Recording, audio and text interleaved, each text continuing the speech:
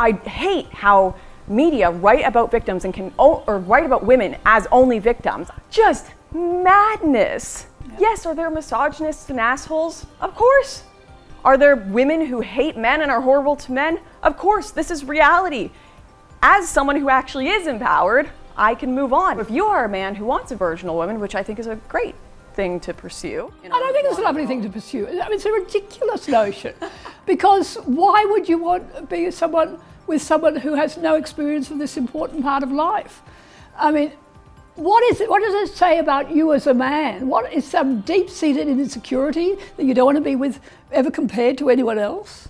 I think that's a fascinating argument. Hello, everybody. I'm very excited today because I'm here with Lauren and Stefan. Hello, Lauren. Hi, thank you for having me. So exciting having you in Australia. It was unexpected when you turned up here. Not everyone is excited to have me here, but I would say most people, the silent majority, as I'm sure you're aware, that like your work too and aren't always represented in the media. Absolutely not. Now, for those of you who don't know Lauren, I mean, she started off as one of, I suppose, the best known young female YouTubers, would that be right, do you think? Maybe in politics. In politics. Okay, I don't watch any of the other stuff. So, yeah. And now has ended up living in Australia making documentaries. Just before we go on, your most recent documentary is Crossfire. Do you want to tell us a little bit about that? Yeah, it's the first documentary I've done from a distance, doing work from my computer and kind of, mostly in the background because unfortunately with COVID, travel restrictions, also political restrictions, I wasn't able to go to the US, but too important of a topic to not cover. Policing in America, Black Lives Matter, the rioting and just utter social disorder going on there right now. Needed to get a non-mainstream perspective. I mean, you watch the news and you have reporters in front of burning buildings saying everything's peaceful, nothing wrong, nothing to see here. Needed a documentary, needed the history there, needed the truth, even if it's just to document it. Some of the documentaries I do, like Farmlands, as much as I want things to get better, I feel things in South Africa are only going to keep going downhill, but even just to document the truth can be so, so valuable. And nice for you, after doing short little YouTube videos, must be nice to have something meaty like that. Totally. There's so much social commentary out there that's just my opinion in 2 minutes, 3 minutes, and so many of these topics are not things you can cover in 2-3 minutes at a proper level that they deserve. Absolutely. No, but what I really want to focus on is when I first discovered you, you were still a student and you were making, I think, pretty much your first videos. You were in various courses at college, including sort of gender studies type courses, and started to speak out about the battles you were having with your professors and with the coursework. And tell us about that.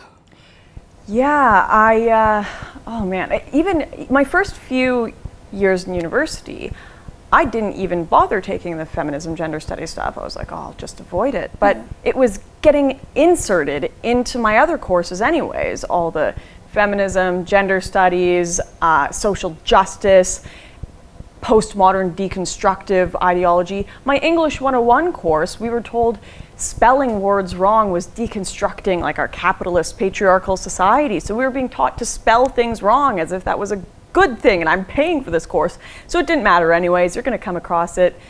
And I decided I would just go straight into the belly of the beast and take a gender studies course and document it online. And yeah, you would have seen those grainy videos with me with my bleach hair way back when.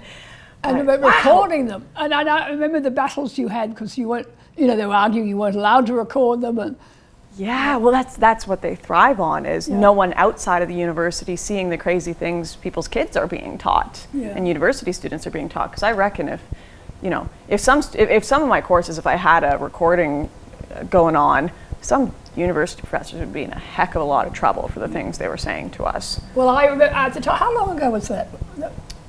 That would have been 5-6 years ago, yeah. Because got my my followers to, I was putting the call out saying, could they start doing that too? Anyone who could record a class, send it into us, and we had real trouble. I mean, a lot of people were too nervous. Mm-hmm. I mean, it takes, I know you got into some real battles with the administration. And I was pulled into the admin offices, all of it. But isn't that crazy that it doesn't take a battle, it doesn't take a legal battle, it doesn't take you standing up and saying something. All it takes is putting a light on the truth, just recording it and letting them say what they have to say to the public and not just to young impressionable students is what in some cases will expose and take down this toxic ideological indoctrination going on. Yep. Crazy. You give them all the rope to hang themselves. I wish, so anyone watching this who's got college, university students as children perhaps, or if you want uni yourself, if you want to record those videos, we'll get them out there for you. Mm-hmm. And all you have to do is say, it's for notes. Lots of kids do it these days. think it's a very valuable thing to do. But genuine, I remember vividly then watching you, I was just applauding from across the ocean when you started to go out to some of the big feminist rallies with a camera and microphone and start confronting them. There's a famous image of you holding up a sign saying we're not living in a rape culture in the West. And that was at a slut walk, is that right? Yeah, that image now is used to cancel me in a lot of ways. People say, how could she do this? And I really feel that statement is so taken out of context by so many people. To say we are not living in a rape culture is not to say rape doesn't happen, rape doesn't exist. It's to say we actually can't solve these problems unless we look at them realistically and talk about them in a real manner. Because no, quite frankly, we don't have a culture that supports rape. If you talk about it publicly in media, everyone condemns it and thinks it's horrible. Legally, if there is all the evidence there, you will be sent to jail, condemned for rape. We have courses on how it's bad. Every level, education, government, media, they all are against rape. That is not a rape culture. You could argue maybe some workplaces have a rape culture. You could argue maybe, you can make those arguments, but not our wider Western culture. And we just have to be honest if we want to find solutions to things. Yeah. Oh, there's no interest in honesty. I mean, that's the whole point about the feminist narrative is honesty would make it all come crumbling down. It's all about presenting a distorted narrative on a whole range of issues, including rape culture. But I'm interested in knowing what that was like. I mean, I think it was a slut walk, because I remember you interviewing a girl who had a bikini on, and which was made out of police tape or something weird. Tell me what that was like and what reactions you got. Well, you have to understand, especially at that age, I think I've gotten better on the kind of normal cultural social conversing, but definitely at that age I was very much a book nerd, just very logically minded, and I'd go to these things and I'd look at them and think, none of this makes any sense. No. How are you stopping rape? How is this solving problems? In fact, it made me angry because I was like, this is actually making us women look ridiculous while not solving any of our problems. And I wanted to confront the insanity of it all. And I do get now, on the emotional level, people look at that and they're like, these are very emotional people that are worked up. How could you confront them like that when they're angry? But there is a level where, yes, there is a space for people to be emotional and ridiculous in the face of what they feel is a crisis in society, but you let that fester for too long, and then you get the patients running the asylum. Well, of course, that essential argument about slut walks was ridiculous.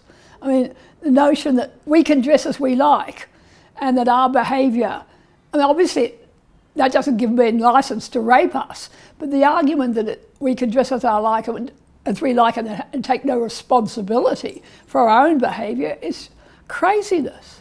Well, even as I get older, it makes me so angry even looking back at it, because I care about my gender deeply. I care about women deeply. If you don't like your own gender, your own race, whatever it may be, I actually think that's deeply dysfunctional. You see some men that are like, I hate all men and men are trash, and it gives me a gross feeling.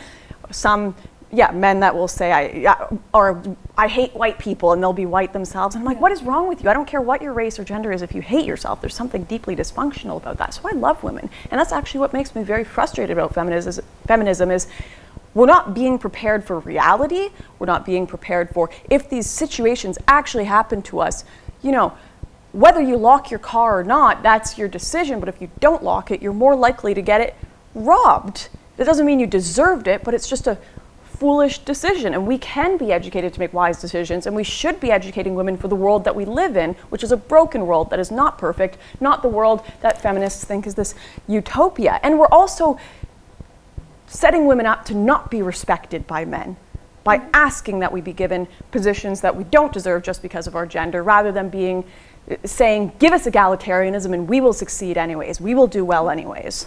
Well, that's been the funny reversal for people of my sort of generation, that it was about equality, it was about giving us a chance in a level playing field. And of course now it's nothing to do with that, it's to do with, you know, disadvantaging men as much as they possibly can. Anyway, it's all extremely maddening.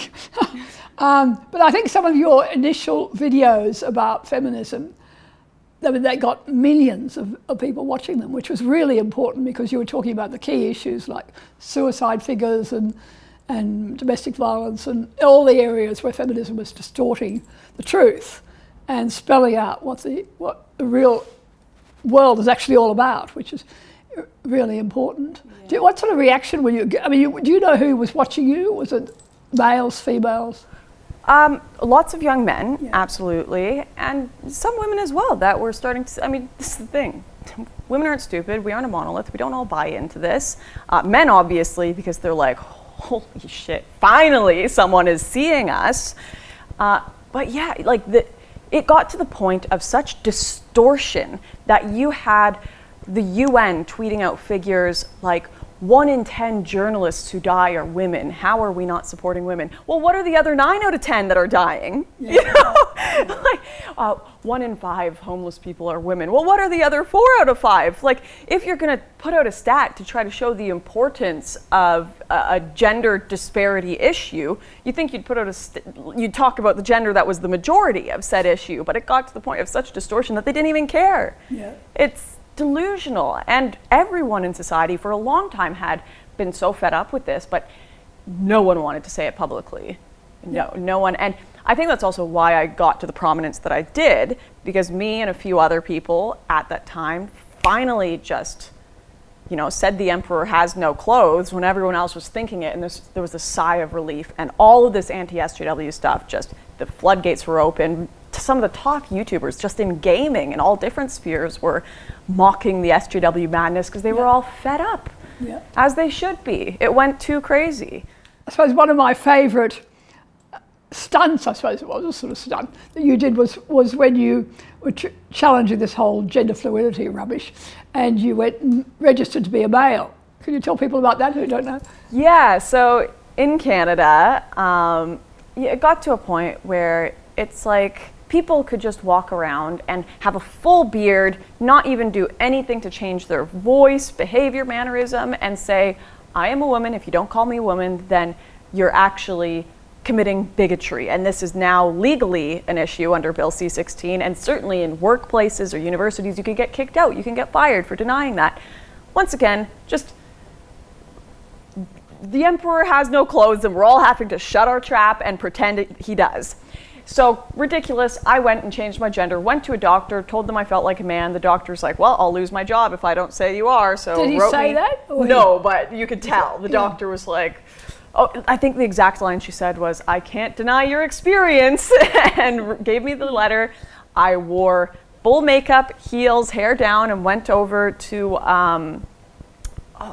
I can't remember what office. Yeah, the government office to go get my ID, and I remember them saying, hello, ma'am. And when I gave them that card, I said, actually, I am a man. They said, I am so sorry, sir. I am so sorry, sir, to a woman in full makeup and heels that's clearly biologically female, and went and got my card and gave me a male card. And this is the thing that you said, like, you loved that I was laughing. When things have gotten so ridiculous and authority has gotten so strong and has such a grasp on society and just has you under their boot, they can't stop you from laughing. No. They can't stop you from laughing at it all, and that's what you have to do. Men all over the country actually started. One guy followed me in Alberta and changed his gender to female to get lower insurance on his car. Yep. So lower insurance payments. Yeah. Genius. And I think we just have to have fun with it.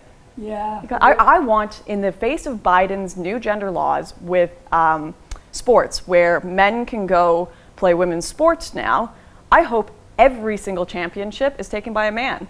Yeah. I hope every single women's championship is a man. And then we can all just sit there and all be happy, enjoying all of it. Actually, we should be encouraging all male athletes to compete in all these competitions. Absolutely. Just say they're all females. It would be a wonderful campaign to run, wouldn't it? Yeah, and none of these people couldn't say anything because this is the ridiculous, this is the system they've set up, and they can't reject it. They can't say it's bad. But I mean, on the gender fluidity thing, we're losing that one.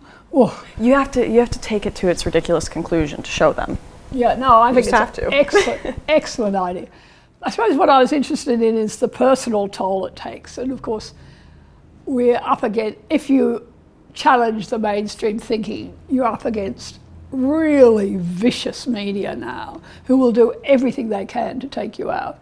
And the classic example was a recent article, was it last year, was it in the Atlantic, where someone who'd befriended you, pretending to be a friend over a long period, then sold you out.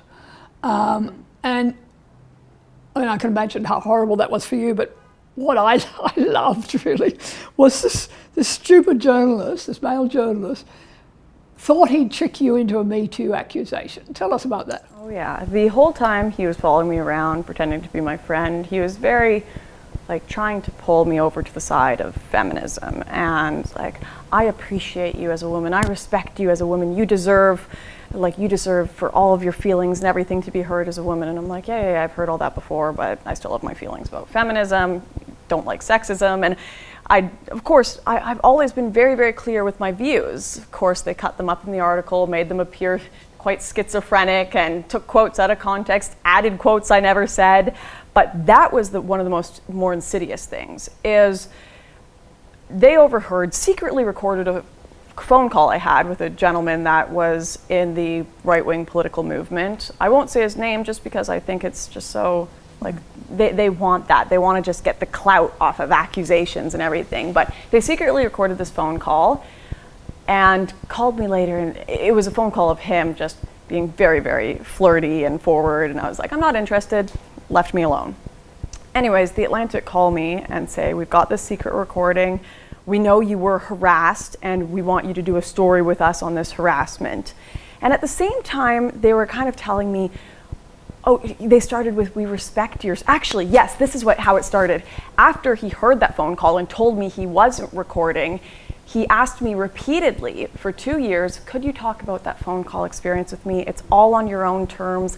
I just want to hear about how hard it is to be a woman being harassed in politics. And I'm like, no, I don't want to talk about that phone call. That's not what I'm about. That's not what my life is about. That's one phone call I got that I moved on from. Why are you trying to make this a thing? Oh, it's all on your own terms. We'll talk about it. Then 2 years later, they call me and say, actually, we've got this recording and we're going to talk about it whether you like it or not. So they were feigning that it was all my choice. And also, we know you were harassed and assaulted, and we would like you to come out and talk about this. We could tell your story for you, Lauren, almost like gaslighting me into making me feel like this was some big event that I should be traumatized about. And I kept telling them no, no.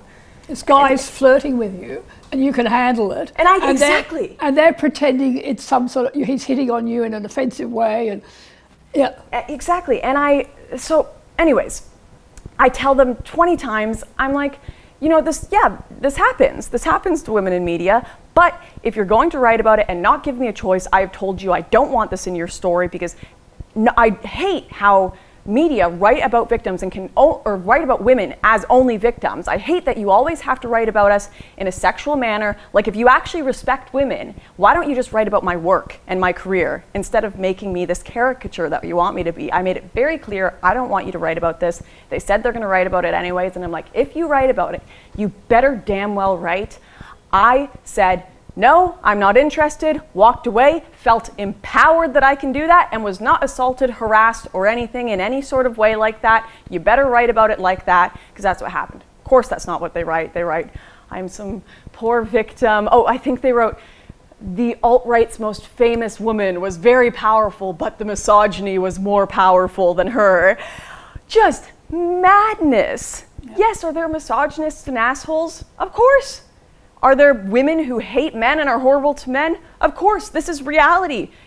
As someone who actually is empowered, I can move on, and I keep making documentaries and I keep making content. And that's what an empowered woman does, but they can't have that because an empowered woman can't be a conservative, and an empowered woman doesn't actually line up with their narrative. They need every woman to be a victim. That's right. And it really speaks to that period where the Me Too they were desperate to find more people, men to be accused.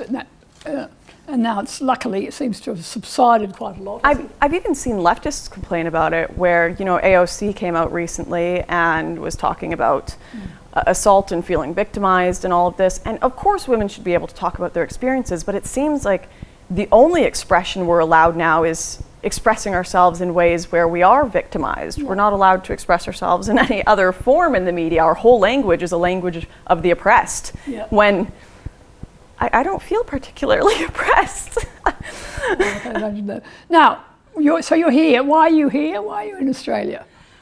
My husband is here, and I've got family here, and part of it also is, we came over here for my husband's work, and COVID has certainly made any other options of places to live impossible at the moment, but I'm happy to be here. You'd been here previously, and you knew something about what Australia's like. I was interested in whether do you see Australia as more hostile, the Australian media more hostile to someone like you than Canada, for instance? Or what's been your experience of Australia, and how did you feel about coming to live here? The average Australian is more moderate conservative than the average American or Canadian, I would say. Americans, if they're conservative, they're more to the right than the average conservative Australian, but there are more just kind of reasonable conservative people in Australia.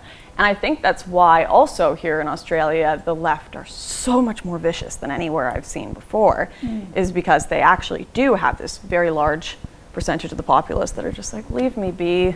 Yep. I just want Australia, normal, we don't care. Screw off. I'm not buying into your BS language. Clearly I can see right in front of me what you're saying is a lie, I don't care. So they have more ground to take over in Australia, and also I think there's a bit of an inferiority complex from the left in Melbourne, tiny little Melbourne. No one really cares that much about them compared to the bigger lefty shows in America and Canada, so they're trying to grapple their way to fame, because that's what a lot of it is about. It's about social clout. It's like fashion trends, having leftist politics, the gender terms change every day, what is and isn't oppressed changes every day. They love it because it's like being the mean girl in high school. You get to say we wear pink on Wednesdays. We use this pronoun now. It's just about changing trends in a lot of cases. But our feminists, so you think our feminists are more ferocious than even the Canadian ones?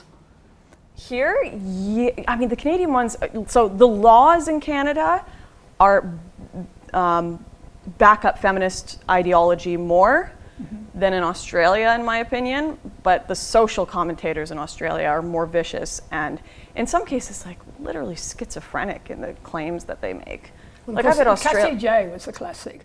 When the Red Pill was released, Australia became the first country in the world where they managed to close down the first screenings of that movie, feminists objecting to it being shown, and then we had this mighty battle to get that shown across Australia.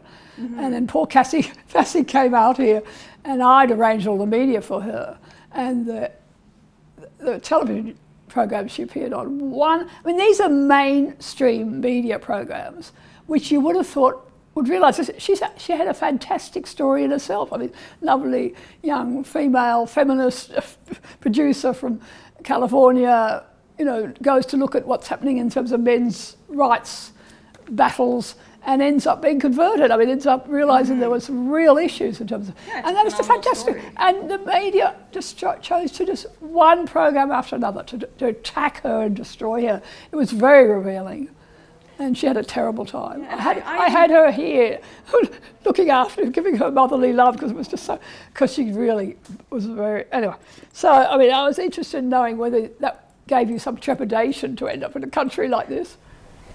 No, but there's something very beautiful about Australia too. I think everywhere, my husband and I do a lot of camping trips across here, and we end up in camping areas, and people will give us free wood because they're like, "I love your work. You do an awesome job. You get highs in the supermarket, and people on the street. Everyone is so kind. It's just this very small group of radicals that have so much social control. They've got everyone else by the throat because they're willing to exercise such viciousness that most people just don't have the capability of. Most people couldn't sit around and lie about and dox another person. That's just not, I couldn't do that to someone else, even my worst political enemy. But these people, it's just like no bounds to their viciousness. But it's also, I suppose, a very small country with a limited media, which is easily controlled by certain groups, but they do have a grip. At the moment. It's like the tail is wagging the dog right now. The media is telling the government what to do and telling the rest of the country what to do, and it's like, no, you guys are like the radicals at the back end. You shouldn't be leading anything right now. Now, one thing I wanted to talk to you about is I did a movie a video, I don't know how long, maybe 2 years ago, about some videos you'd made and Stefan Molyneux had made about sexual promiscuity. Mm-hmm. And I was intrigued by that. And because I'm interested in knowing whether you've changed your views about this particular area. But essentially you're both making the argument that women who have sex early are more likely to have affairs, are more likely to, so the early promiscuity leads to a whole range of negative outcomes, including instability of marriage and so on. I don't know if it was early promiscuity as much as it was lots of partners.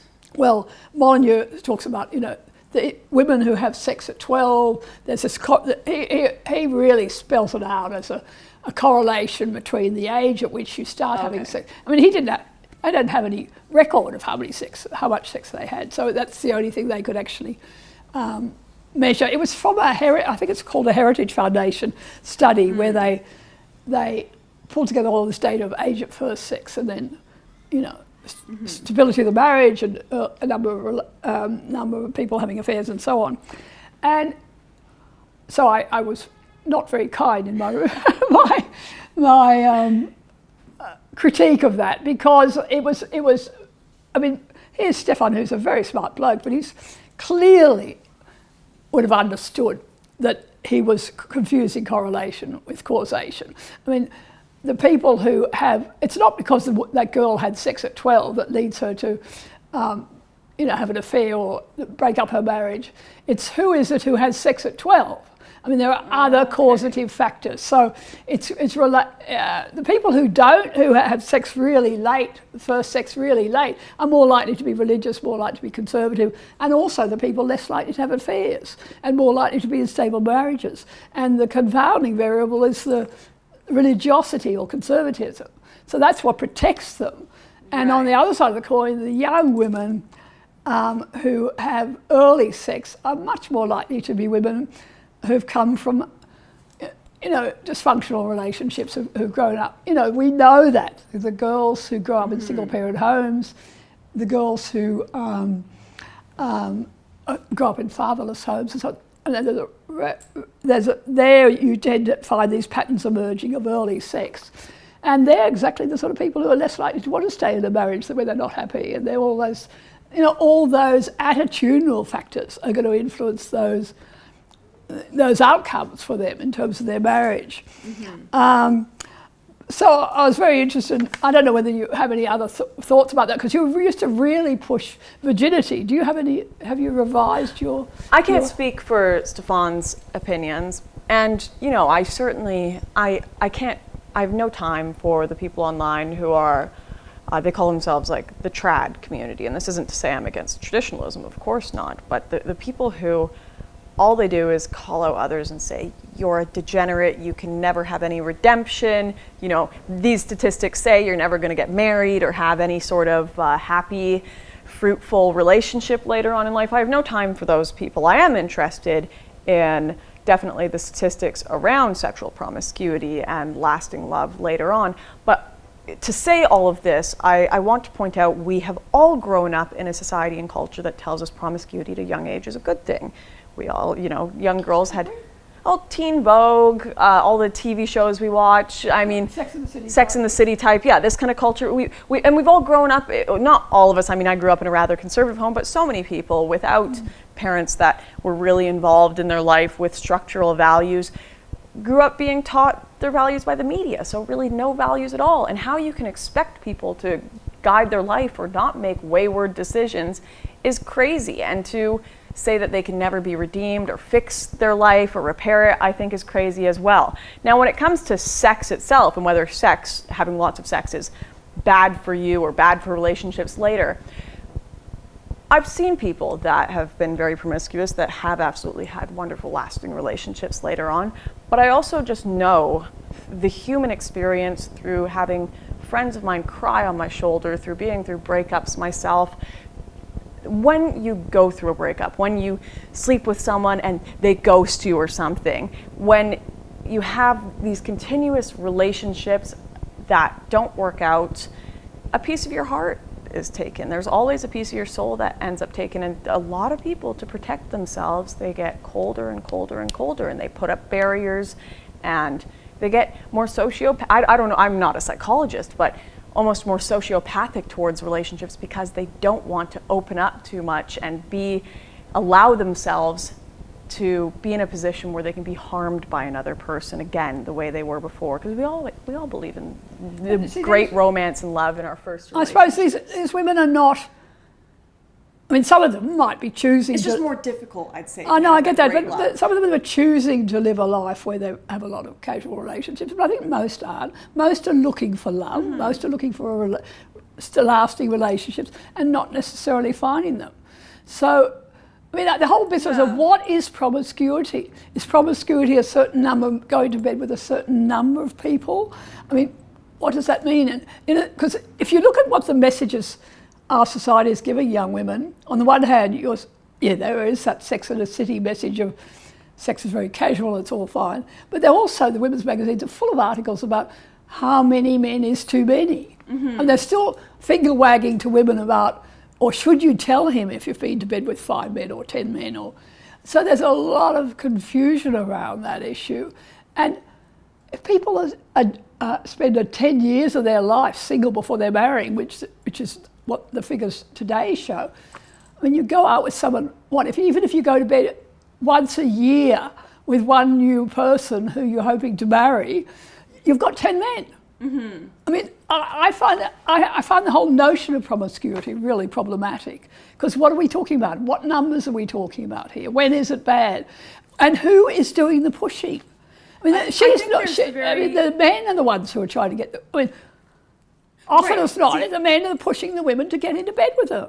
Sorry. The men are the ones pushing the women to go to bed. I do find that interesting that you will have men that are the ones pushing, the women into bed, but then will also be the ones that will judge them for the amount that they've been with. I find that very interesting. And also you see like these men's rights, not men's rights, what are they called? Pickup artists. Yeah. Like pickup artist blogs that I've seen where a guy will teach men how to bang their way around the world and then write an article about how you need to get a virginal wife. And it's like, how can you ask for something in someone else that you aren't able and capable to do yourself? Like, no, I do not buy this idea that women are the box and men are the key. I don't buy that, where, a key that can open many boxes is a very good key, but a chest that's opened by many keys is a bad chest. No. We are human beings. We aren't tools. We aren't objects. Men can get STDs just the same as women can. Men have to deal with the repercussions of an unwanted baby just as much as women do. Wow. Men have to deal with emotional heartbreak as well. And all of these things affect both of us. And to pretend they don't is insane. To pretend women should have any higher standard to keep virginal than men is insane. That's right. And so if you are a man who wants a virginal woman, which I think is a great thing to pursue. I don't think it's a lovely thing to pursue. I mean, it's a ridiculous notion. Because why would you want to be with someone who has no experience of this important part of life? I mean, what is it? What does it say about you as a man? What is some deep-seated insecurity that you don't want to be with ever compared to anyone else? I think that's a fascinating argument. Yeah, but I also think in marriages, like, I think married sex is the best sex ever. You get to build with each other and grow learn about each other. learn about each other. And but there is an issue of women who are more experienced sexually are going to be more forgiving, are going to know how to handle, if you don't get an erection, are going to, there is a reason that the French, traditional upper class French cultures used to send off the sons to mature courtesans to teach them how to make love. I mean, it's a skill worth knowing.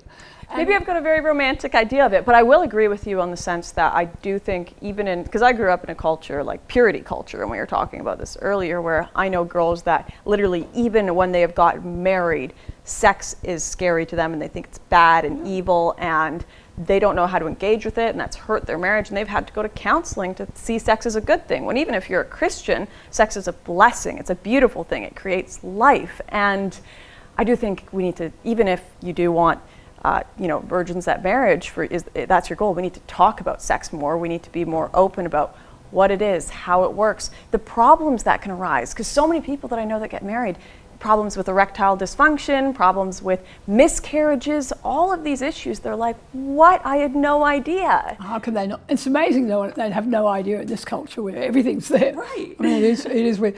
But the other thing I was talking about in that video is you talk about the declining sexual market value and that, that this is a real asset for women and they have to know that it's all going to disappear by the time that the woman's 30. I mean, not quite in those terms, but you did present it as a very grim picture.